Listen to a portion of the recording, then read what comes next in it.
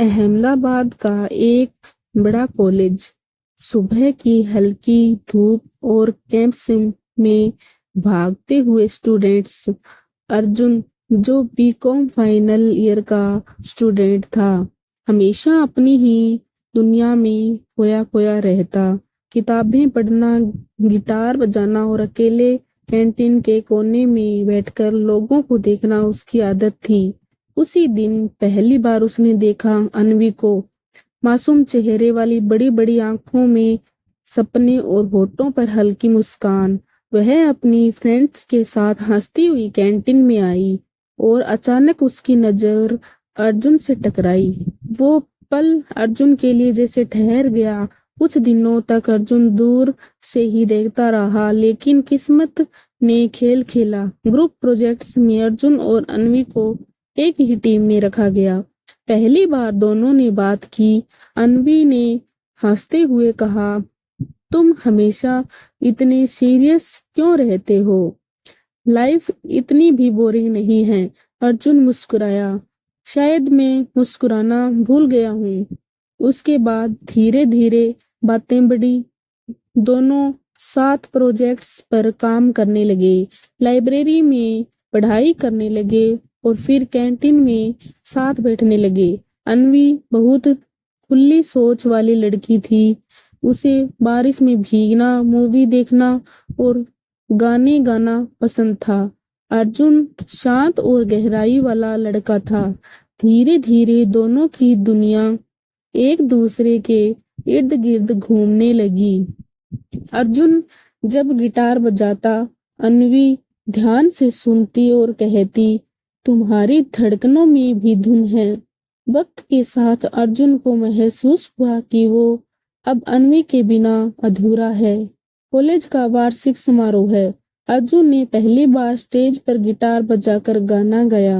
गीत के बाद उसने माइक उठाया और पूरी भीड़ के सामने कहा, ये गाना सिर्फ उस लड़की के लिए है जिसने मेरी जिंदगी में रोशनी भर दी है।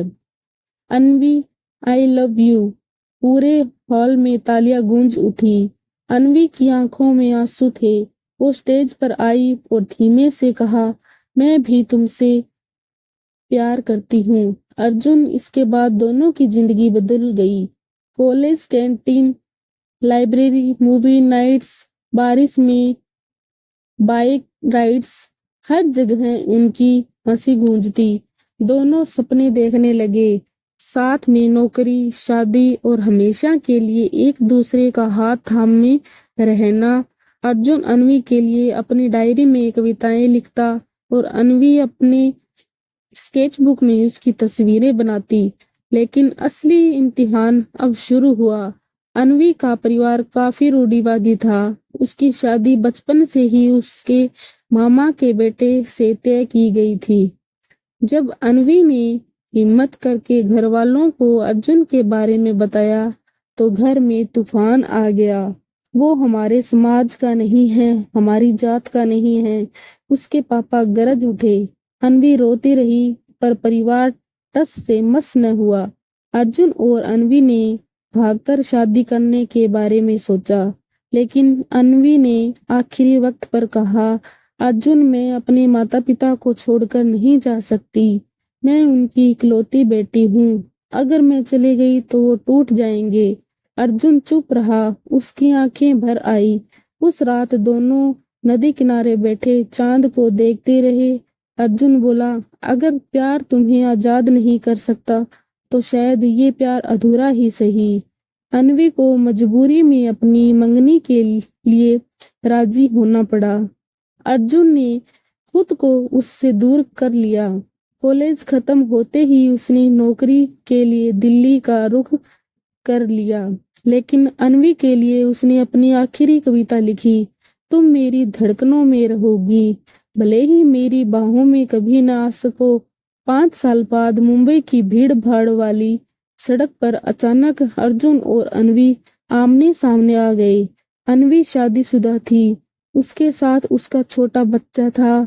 अर्जुन ने हल्की मुस्कान दी, कैसी हो? अन्वी की आंखें भर आई, अच्छी हूँ, पर अधूरी भी। दोनों ने एक कॉफी शॉप में बैठकर घंटों बातें की। जाते जाते अनवी ने कहा, तुम्हारे बिना जीना आसान नहीं था, पर तुम्हारी यादों ने मुझे ताकत दी। अर्जुन बस मुस्कुराया और बोला, कुछ कहानियां मुकम्मल नहीं होती, पर वो दिल में हमेशा जिंदा रहती है। अनवी चली गई। अपने पति और बच्चे के साथ अर्जुन अकेला रह गया, लेकिन उसके चेहरे पर कोई शिकायत नहीं थी। वो जानता था कि उसका प्यार अनंत है, बिना मिलन के भी अमर। उसकी डायरी के आखिरी पन्ने पर लिखा था, धड़कनों के उस पार भी अगर जिंदगी है तो मैं तुम्हें वहीं ढूंढ लूंगा, अनबी।